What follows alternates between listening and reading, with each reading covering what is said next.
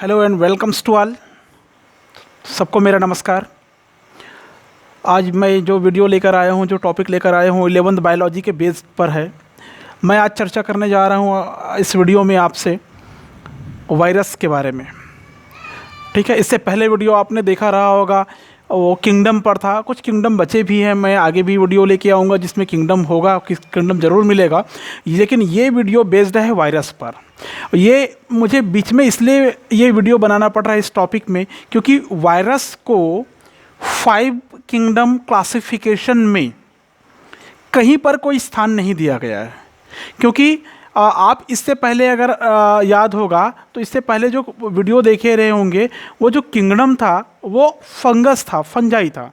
और इसके बाद जो पढ़ने को मिलेगा आपको वायरस के बाद, ये प्लांट किंगडम मिलेगा। क्या मिलेगा? प्लांट किंगडम मिलेगा। ठीक है, तो वायरस के लिए कहीं अस्तित्व नहीं बचेगा, इसलिए मैं अभी वायरस को बता रहा हूँ आपको।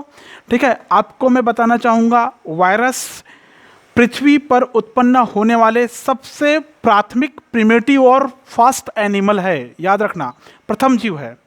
ठीक है, ये पूरे के पूरे ये क्या है? फास्ट एनिमल है, प्रिमिटिव है, प्राथमिक, एकदम आद्य है। ठीक है, एसेल्यूलर है, अकोशिकीय प्राणी है। ठीक है, एसेल्यूलर। ठीक है, क्लियर है? अगर मैं इसके हिस्ट्री में थोड़ा सा आपको लेके जाऊं, तो हिस्ट्री में मैं आपको बताऊंगा कि ये प्राथमिक एनिमल है, प्राथमिक जीव के रूप में इसकी उत्पत्ति होती है। मैं यहाँ पर एनिमल भी नहीं कह सकता इसको। हकीकत ये है कि जो वायरस होता है, इसमें लिविंग और नॉन लिविंग दोनों के कैरेक्टर होते हैं। वायरस में क्या होते हैं? लिविंग एंड नॉन लिविंग दोनों के कैरेक्टर होते हैं। ठीक है, इसको कनेक्टिंग लिंक कहा जाता है, संयोजी कड़ी कहा गया है वायरस को, लिविंग और नॉन लिविंग के बीच में। तो हिस्ट्री में मैं जाऊं तो इसका ज्ञान ईसा से पूर्व 10वीं शताब्दी में हो गया था, 10th सेंचुरी में। ठीक है, 10वीं शताब्दी में, मतलब ईसा से पूर्व ये इसका डिस्कवर हो गया था। कैसा डिस्कवर हुआ था? स्मॉल पॉक्स के रूप में। स्मॉल पॉक्स आप लोग जानते हैं। ठीक है, किसी से छुपा नहीं है, जिसको आप लोग चेचक कहते हैं। बहुत खतरनाक बीमारी हुआ करता था पहले। आज तो इसका वैक्सीन आ चुका है, तो आपको चेचक देखने और सुनने को नहीं मिलता होगा। ठीक है, इनका सबसे पहले जो रियल नॉलेज था डी इवानोव्स्की के कार्य से प्रारंभ हुआ था। ठीक है, अब हिस्ट्री में आगे चल रहे हैं आप। डेमेट्री इवानोव्स्की।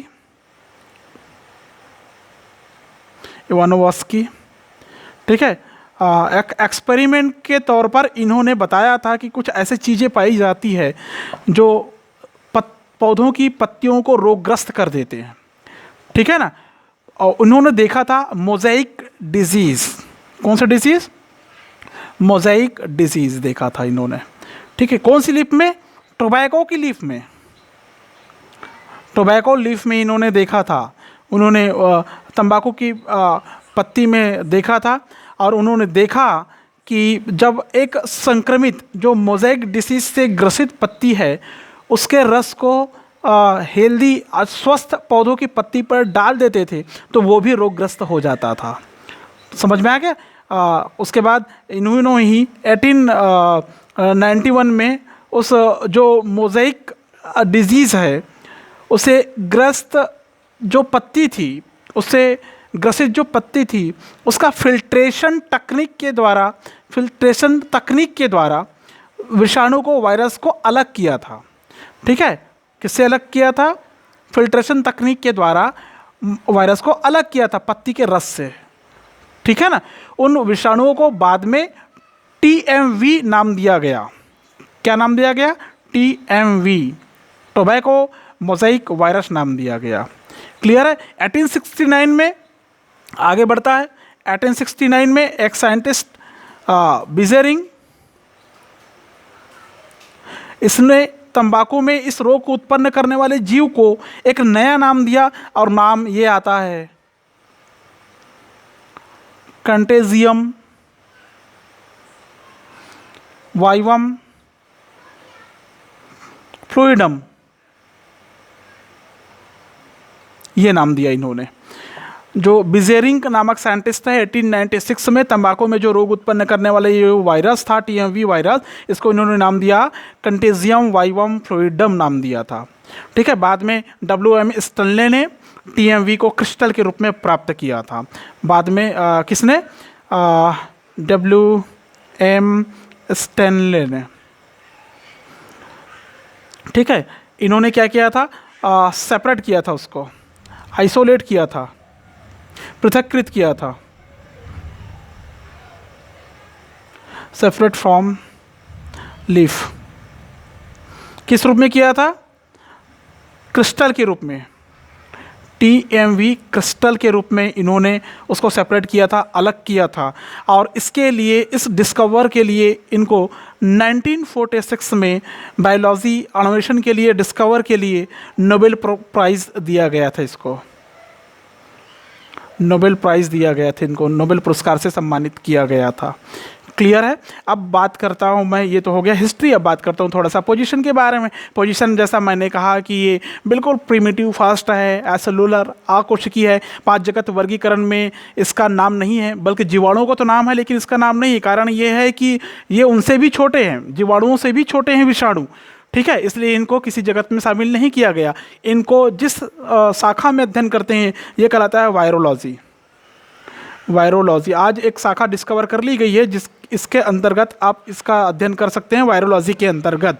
ठीक है, इसमें लिविंग और नॉन लिविंग दोनों की क्वालिटी पाई जाती है, इसलिए इसको बोलते हैं connecting link. Connecting link between living and non living.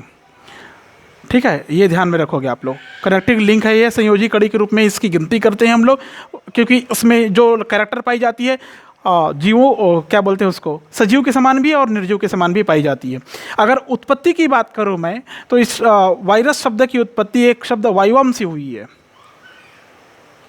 Vivum से हुई है। ठीक है, जिसका अर्थ होता है लैटिन भाषा में मॉर्बिड पॉइजन होता है, अर्थात विकृत विष होता है। मॉर्बिड पॉइजन, विकृत विष, विकृत विष। ठीक है, ये कहा गया है इनको। इनकी जो कोशिकाओं का जो संगठन होता है, संरचनाएं होती है, बिल्कुल प्रोकैरियोट्स प्रकार के होते हैं। काफ़ी निचले स्तर का जीव माना गया है, इसीलिए इनको किसी भी आप किंगडम में इसको शामिल नहीं कर सकते, जैसा मैंने कहा। ठीक है, अब हम लोग थोड़ा सा बात करते हैं क्या बोलते हैं कैरेक्टर्स के बारे में। कैरेक्टर्स में अगर हम लोग जाएं तो कुछ मेन कैरेक्टर्स इसमें कुछ इस प्रकार से मिलता है कि ये काफ़ी माइक्रो एनिमल है, अति सूक्ष्म एनिमल है, ये संक्रामक है ये। ठीक है, कैसे है? काफ़ी माइक्रो है, संक्रामक है, बिल्कुल माइक्रो है, संक्रामक है, याद रखेंगे आप लोग। इससे बहुत अच्छे से परिचित है। काल ही ऐसा चल रहा है, कोरोना काल। ठीक है, तो काफ़ी रिलेवेंट है ये टॉपिक आप सबके लिए। ठीक है, इसकी विशेषता ये होती है, इसकी खासियत ये होती है कि होस्ट के अंदर जाके वृद्धि करती है, होस्ट में जाके ये एक्टिवेट हो जाता है, सक्रिय हो जाता है, अपनी संख्या को बढ़ाता है। इसकी जो संरचना होती है न्यूक्लियो प्रोटीन की बनी होती है, न्यूक्लियो प्रोटीन की बनी होती है। न्यूक्लियो प्रोटीन से निर्मित होती है, अर्थात इसमें प्रोटीन भी होता है और डीएनए आरएनए भी होता है। क्या क्या होता है इसमें? प्रोटीन भी है और डीएनए आरएनए भी है, इसलिए ये हो गया न्यूक्लियो प्रोटीन हो गया। क्लियर है? अगर हम लोग बात करें विषाणु की बात करें तो जो प्लांट वायरस होते हैं, जो प्लांट वायरस है इसमें आरएनए प्रेजेंट होगा।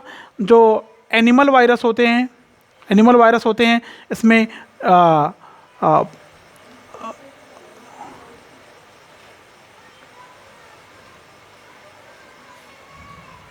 डीएनए और आरएनए के कंटेंट मौजूद होंगे।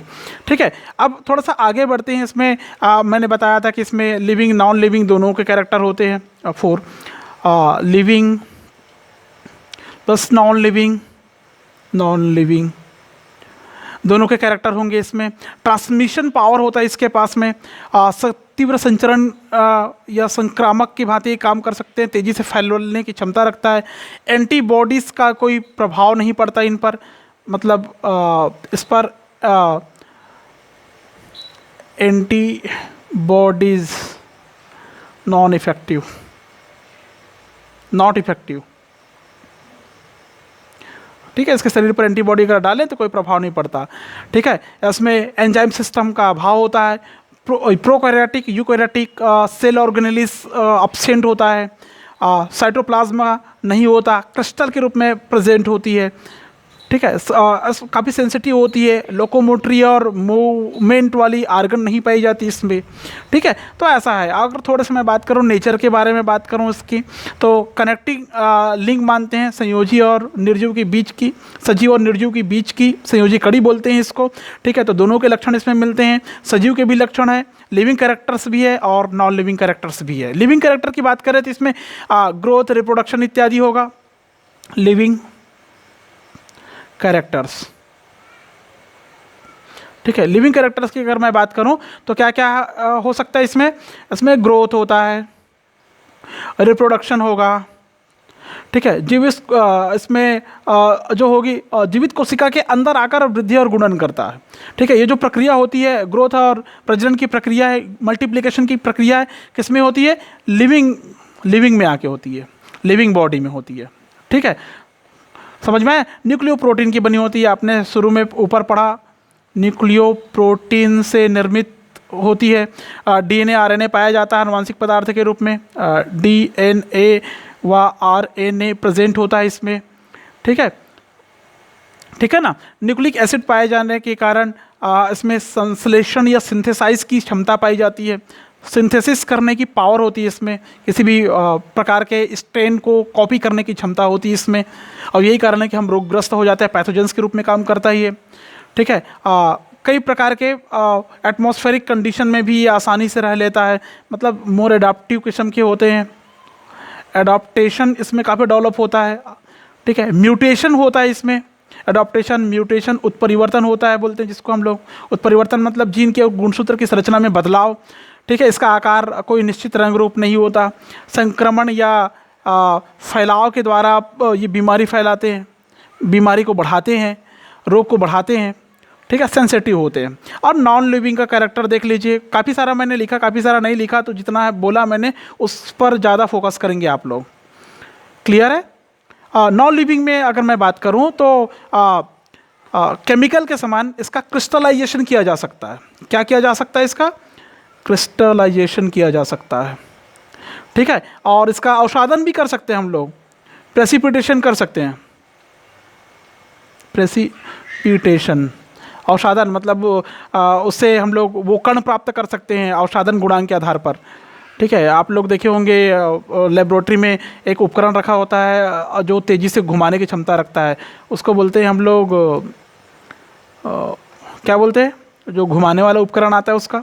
मैं सबके लिए कमेंट बॉक्स में लिखने के लिए सवाल कर रहा हूँ कि एक लेबोरेटरी यूज़ के लिए जो अपैरेटस होता है जिसमें छोटे छोटे क्यूब को, छोटे छोटे परखनली को डालकर घुमाया जाता है, उस मशीन का नाम क्या है ये बताएंगे आप मुझे कमेंट में।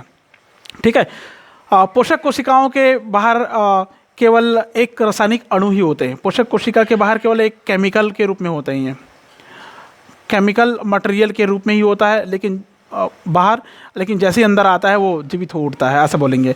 इसमें किसी भी प्रकार के रेस्पिरेशन नहीं होता, रेस्पिरेशन नहीं होता है, न ही रेस्पिरेटरी आर्गन प्रेजेंट होता है, मतलब अब्सेंट होता है।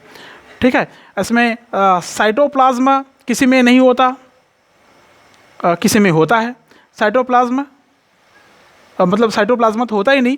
और एंजाइम नहीं होता। ठीक है, इसमें उपापचयी क्रियाएं नहीं होती, मतलब किसी भी प्रकार के मेटाबॉलिज्म एक्टिविटीज़ नहीं होती। टेम्परेचर के प्रति टेम्परेचर जो होता है इसके लिए प्रतिरोधी किस्म के होते हैं ये, टेम्परेचर के लिए प्रतिरोधी किस्म के होते हैं ये, मतलब ज़्यादा टेम्परेचर हुआ तो उसकी संख्या ऐसा कम हो जाती है, याद रखना। ठीक है, एसिड और बेसिक के लिए ये प्रतिरोध के समान काम करता है, कम प्रतिरोध पाया जाता है, मतलब ज़्यादा मतलब प्रतिरोध करता ही है ये ऐसा जान के रखिए कि प्रोटेस्ट करता ही है उनको। ठीक है, ये हो गया आपका सिंपल कैरेक्टर। अब मैं जा रहा हूँ थोड़ा सा स्ट्रक्चर के बारे में जाता हूँ। स्ट्रक्चर के बारे में हम लोग बात करते हैं। तो स्ट्रक्चर में मैं पहले बोल दूँ आपको, शेप और साइज़ के बारे में बात करूँ तो इसकी जो शेप और साइज़ होता है वो तो कोई निश्चित नहीं है, लेकिन फिर भी सबसे सूक्ष्म शेप एंड साइज़, आमाप और आकार। आमाप आकार के बारे में अगर बात करूं, सबसे मिनिमम में अगर कहूं तो 10 नैनोमीटर का एक वायरस है जो कि जानवरों में जो मवेशी होते हैं उसमें आपने सुना होगा मुंहपका और खुरपका, ये जो रोग होता है, ठीक है, ठीक है, अर्थात क्या बोलते हैं इसका, फुट एंड माउथ डिसीज़ बोलते हैं, फुट एंड माउथ डिसीज़ बोलते हैं, मुंहपका और खुरपका रोग, ठीक है, के लिए जो वायरस जिम्मेदार है वो 10 नैनोमीटर का होता है। और सबसे बड़ा वायरस अगर है इसमें, ठीक है, ये सबसे नीचे और सबसे बड़ा वायरस है तो वो है TMV। TMV मतलब टोबैको मोज़ेक वायरस। इसका जो अमाप है वो 15 × 300 नैनोमीटर के आसपास होती है, ठीक है, क्लियर है। TMV, ये TMV और ये हो गया फुट एंड माउथ डिसीज़ उत्पन्न करने वाले वायरस, ठीक है। अब आता है स्ट्रक्चर। स्ट्रक्चर में अगर हम लोग जाते हैं किसी भी वायरस के स्ट्रक्चर में तो आपको क्या क्या दिखाई देता है, स्ट्रक्चर, ठीक है। संरचना में हम लोग जाते हैं तो संरचना में क्या दिखाई देगा, ज़्यादा कुछ दिखाई नहीं देता। इसमें एक एनवेलप होता है। एनवेलप मतलब होता है एक आवरण, बाहरी आवरण होता है चारों तरफ से घेर कर रखने वाला, ठीक है, जो कि प्रोटीन का बना आवरण उपस्थित होता है। मतलब उसमें प्रोटीन का एक आवरण होगा। किसका आवरण होगा, प्रोटीन का आवरण होगा। तो ध्यान रखेंगे पहला जो एनवेलप होगा वो प्रोटीन का ही होगा, ठीक है। तो लगभग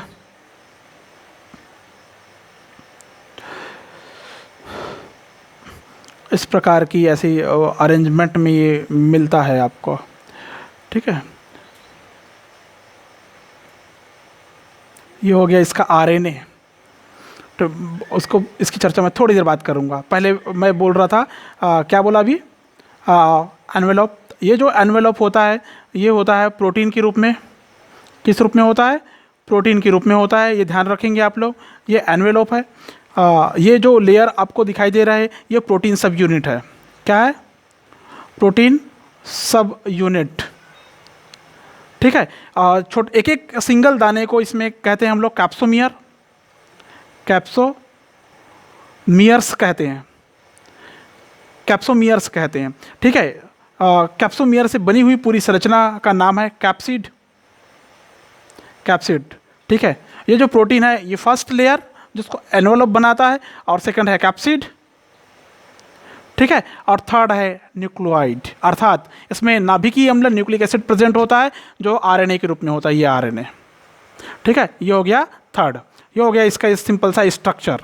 क्लियर है, आप समझ गए होंगे इससे, ठीक है। प्रोटीन सब यूनिट चारों तरफ दिखाई दे रहा है, RNA आपको सेंटर की ओर दिखाई दे रहा है, ये RNA, ठीक है। इस प्रकार इसका स्ट्रक्चर हो सकता है। ये स्ट्रक्चर है TMV का, टोबैको मोज़ेक वायरस का, ठीक है। ये जो स्ट्रक्चर बनता है ये स्ट्रक्चर इलेक्ट्रॉन माइक्रोस्कोप में देखने के बाद बनता है। क्लियर है। ऐसे बहुत सारे वायरस के स्ट्रक्चर आप बना सकते हैं। HIV वायरस का बना सकते हैं और देख सकते हैं, आप पढ़ सकते हैं अपने सुविधा अनुसार। जैसा एड्स का जो कारक है वो HIV human immuno deficiency virus की वजह से होता है। अगर मैं ट्रांसमिशन की बात करूं, संचरण की बात करूं, तो संचरण मतलब एक से दूसरे में कैसे फैलता है। आपको पता है कि कोरोना कैसे फैलता है, ये बताने की ज़रूरत नहीं है, तो मैं संचरण में ज़्यादा बात नहीं करूँगा, ठीक है। याद रखिए, समझ सकते हैं आप ट्रांसमिशन कैसे हो रहा है, संचरण कैसे हो रहा है, कोरोना वायरस कैसे फैल रहा है। इसलिए तो बोल रहे हैं सोशल डिस्टेंसिंग का पालन किया जाए। तो वायरस से बचना है तो हमेशा आप सोशल डिस्टेंसिंग का पालन करिए, फेस मास्क लगाइए, माउथ मास्क लगाइए, हाथ को सैनिटाइज करिए, एटसेट्रा, स्वच्छ रखिए, ठीक है। अब आता है मैं बात करता हूँ थोड़ा सा किस किस प्रकार के रोग हो सकते हैं। जैसे विषाणु द्वारा कई प्रकार के रोग होते हैं। जैसे पोलियो का रोग जो होता है, पोलियो माइलेटिस बोलते हैं उसको, पोलियो वायरस की वजह से होता है। चेचक का रोग होता है, स्मॉल पॉक्स जो रोग होता है वेरियोला वायरस की वजह से होता है, जिसको हम लोग चेचक या स्मॉल पॉक्स कहते हैं। चिकन पॉक्स जो होता है वेरिसेला जो स्तर की वजह से होता है, चिकन पॉक्स। पीलिया जो होता है वो, इसके लिए हम लोग ऐसा मानते हैं बायोलॉजी की भाषा में कि बिलिरुबिन नामक वर्णन की मात्रा ज़्यादा हो जाती है ब्लड में, तो ये रोग होता है। लेकिन इसके और प्रमुख कारक वायरल हेपेटाइटिस ABCD की वजह से ये होता है। खसरा की बात करूँ, जिसको मिजल्स का नाम दिया गया है, अभी आप लोग जानते होंगे मिजल रूबेल्स का टीका लगा हुआ था सबको, खसरा और चेचक का टीका लगा था, ठीक है ना। ठीक है, मोरबिली वायरस के वजह से होता है, रूबेलो वायरस भी बोल देते हैं इसको, ठीक है। मिजल्स और रूबेला एक साथ मिलाकर, तो रूबेला वायरस की वजह से होता है। इन्फ्लुएंजा वायरस की वजह से होता है, उसमें A-B टाइप्स आते हैं। एड्स की बात करें हम लोग तो HIV वायरस आता है। रेबीज़ की बात करें तो रेबीज़ वायरस आता है। इस वीडियो में मैं नहीं बता पाऊंगा वो सारी चीज़ें, लेकिन जो बोल रहा हूँ ये आपके लिए फ़ायदेमंद जरूर साबित होगा। जंतुओं में अगर कोई एनिमल्स रोग होते हैं तो उसमें कुछ आता है, जैसे रैबिट्स में होता है मिक्सोमैटोसिस होता है, मिक्सोमा वायरस की वजह से होता है, पॉक्स वायरस बोलते हैं जिसको हम लोग, ठीक है। एक और वायरस होता है जो बंदरों में फीवर के रूप में होता है, उसको बोलते हैं हम लोग क्वासेनुआ फॉरेस्ट डिसीज़ बोलते हैं। क्यासेनुआ फॉरेस्ट डिसीज बोलते हैं, जो बंदरों में बुखार उत्पन्न करता है। जानवरों में होता है मुर और खुर रोग बोलते हैं, जिसको मुंह पका खुर पका रोग बोलते हैं। फुट एंड माउथ डिसीज बोलते हैं, FMD बोलते हैं इसको, ठीक है। इसके लिए बहुत सारे टाइप्स के वायरस है, बहुत सारे वायरस मिलकर ये काम करते हैं, लेकिन फिर भी इसको मेन वायरस के रूप में जो जांच पड़ताल की गई वो 10 नैनोमीटर का है। प्लांट की अगर बात करूँ तो प्लांट में TMV वायरस, जो कि टोबैको में, तंबाकू में, मतलब टोमेटो में, सेब में, पपीते में, सारे में मोज़ेक रोग होता है। पपीता का जो पर्ण मोड़न होता है, पत्ता मुड़ जाता है, घूम जाता है, घुमा हो जाता है, उसमें भी TMV वायरस ही काम करता है, ठीक है। तो ऐसे आपको जो कंटेंट मैंने बताया, ये कंटेंट काफ़ी इंपॉर्टेंस रखता है, आप लोग ध्यान से सुन लीजिएगा वीडियो। अब मैं बात करता हूँ थोड़ा सा बैक्टीरियोफेज के बारे में बात करता हूँ। बैक्टीरियोफेज क्या होता है? बैक्टीरियोफेज, ये जो बैक्टीरियोफेज है, बैक्टीरियोफेज, इसको बोलते हैं हिंदी में जीवाणु भोजी बोलते हैं। जीवाणु भोजी का मतलब होता है जीवाणु कोशिका को संक्रमित करने वाले वायरस को हम लोग जीवाणु भोजी कहते हैं। फिर से आई रिपीट, जीवाणु कोशिका को संक्रमित करने वाले विषाणु को जीवाणु भोजी कहते हैं, ठीक है। टेडपोल के समान होता है। टेडपोल जानते हैं, जिससे मेढक बनता है। टेडपोल लार्वा छोटे छोटे कीड़े जैसे होते हैं। इसकी खोज FW टॉवर्ट नामक साइंटिस्ट ने किया था। FW टॉवर्ट नामक साइंटिस्ट ने किया था 1915 के आसपास, ठीक है। डी हैरल ने इसका विस्तृत अध्ययन किया था बाद में। डी हैरल का भी नाम आता है इसमें, डी हैरल ने इसका विस्तृत अध्ययन किया था बैक्टीरियोफेज का। मैं फिर से रिपीट कर रहा हूँ, बैक्टीरियोफेज का मतलब होता है जो जीवाणु कोशिका को संक्रमित कर दे, उसको बोलते हैं बैक्टीरियोफेजेस। थोड़ी सी स्ट्रक्चर में जा रहा हूँ मैं, इसके स्ट्रक्चर ज़्यादा विशेष नहीं है, बहुत सिंपल सी स्ट्रक्चर है। इस प्रकार के इसमें एक हेड बनता है, ठीक है। ये आपको दिखाई दे रहा होगा, ये हो गया हेड इसका, ठीक है। उसके बाद यहाँ पर इस प्रकार का ऐसा नेक रीजन बनता है, ऐसा छल्लेदार संरचना में बनता है, ठीक है। थोड़ा सा आगे बढ़ा देता हूँ मैं, ठीक है। ये जिस प्लेट में बना हुआ रहता है, ये हेक्सागोनल होता है। कैसा होता है ये? हेक्सागोनल होता है। इस प्रकार की संरचना में ये होता है, ये ऐसा। क्लियर है? मतलब ये हो गया हेड, कुछ भाग में बनकर मिलकर बटा होता है। हेड जो होता है जीवाणु भोजी में सबसे ऊपर एक पॉलीगोनल मतलब बहुभुजा सिर होता है। इसकी लंबाई के बारे में अगर हम लोग अगर जानना चाहें तो ये लगभग 950 एंगस्ट्रॉम से 1350 एंगस्ट्रॉम के आसपास लंबाई की, और व्यास की बात करूँ, मैं डायामीटर की बात करूँ तो 650 से 850 एंगस्ट्रॉम होता है, हो सकता है। बाहरी आवरण प्रोटीन का बना होगा, अंदर एक लाइनर DNA पाया जाएगा, अंदर में एक लाइनर DNA पाया जाता है। इसके अंदर में ऐसा लाइनर DNA पाया जाता है, मैं यहीं पर लिख देता हूँ, लाइनर लाइनर DNA पाया जाता है, ठीक है। इसका जो दूसरा पार्ट होता है वो होता है नेक रीजन या कॉलर रीजन बोलते हैं, जिसको ये वाला हिस्सा, यहाँ पर जो हिस्सा बनता है, ये वाले हिस्से को, इसको बोलते हैं नेक रीजन, नेक या कॉलर, गर्दन वाला हिस्सा, ठीक है। ये संधि स्थल होता है, मतलब टेल को और हेड को जोड़ने वाला हिस्सा होता है, एक प्लेट के रूप में उपस्थित होता है, प्रोटीन के आवरण से घिरा हुआ रहता है। उसके बाद में नीचे का लेयर जो होता है वो टेल होता है। टेल जो होता है बेलनाकार पूंछ पाई जाती है, न्यूक्लिक एसिड इसमें प्रेजेंट होता है। ये पूरा का पूरा पार्ट्स टेल है। क्या है? टेल है। ये जो पार्ट दिखाई दे रहा है आपको, ये टेल है, ध्यान रखोगे।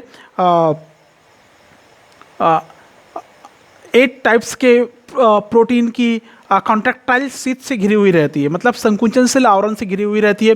24 वलयकार इसमें वलय पाए जाते हैं, मतलब छल्ला पाए जाते हैं इसमें 24, ठीक है। 24 गिनती में इसमें 24 छल्ले पाए जाते हैं। तो ये वाला हिस्सा कहलाएगा टेल पूंछ वाला हिस्सा, ठीक है, जिस प्लेट में फिट है ये कहलाता है बेसल प्लेट। आधा षटकोणी होता है, हेक्सागोनल होता है, ठीक है। सभी कोणों पर खूंटीनुमा संरचना पाई जाती है जिन्हें पैग या स्पाइक कहते हैं। क्या पाई जाती है इसमें? पैग या स्पाइक, इस प्रकार से ऐसा सभी कोणों पर। इधर का हमको दिख नहीं रहा है तो फिर भी बना देते हैं, क्या दिक्कत है। ये इस प्रकार का स्ट्रक्चर, ये हो गया इस प्रकार का,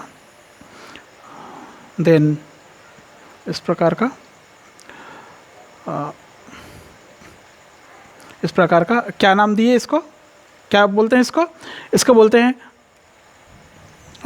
टेल्स फ्री बोलते हैं इसको, ठीक है, या पेग या स्पाइक बोलते हैं। पेग और स्पाइक बोलते हैं इसको, कांटेनुमा संरचना में रहता है ये पेग या सॉरी ये जो संरचना है इसका नाम है टेल्स फ्री बोलते हैं इसको, टेल्स फ्री ही बोलते हैं। और ये जो नीचे जो कलिका ऐसा बनेगी ना, इसका नाम है, इसका नाम ये यहीं पर लिख रहा हूँ मैं, इसको बोलते हैं पेग।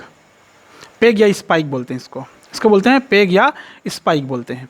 क्लियर है? बैक्टीरियोफेज में नीचे की तरफ जो पाई जा रही है पेग या स्पाइक, ये इसका काम है पोषक कोशिकाओं से संलग्न होने में, कंजुगेट होने में मदद करता है ये, ठीक है। और उस आखिरी में आता है टेल फाइबर, ठीक है। फर्स्ट हेड पढ़े थे, सेकंड नेक, थर्ड टेल वाले पार्ट में टेल फ्री अभी पढ़े, उसके बाद लास्ट में पैग, ठीक है। टेल फ्री के बारे में थोड़ा सा चर्चा करूँ आपको, टेल फाइबर के बारे में। इसको फाइबर भी बोल सकते हैं, टेल फ्री भी बोल सकते हैं आप, टेल फाइबर भी बोल सकते हैं आप लोग, ठीक है। तो ये आधारी प्लेट से लगभग एक एक पतले तंतु के रूप में पाए जाते हैं। इसका काम है कोशिका भित्ति से जीवाणु भोजी को जोड़ने का काम करेगा। पोषक कोशिका से होस्ट से बैक्टीरिया को संक्रमित करने वाला है तो बैक्टीरिया से जोड़ कर रखेगा, ठीक है।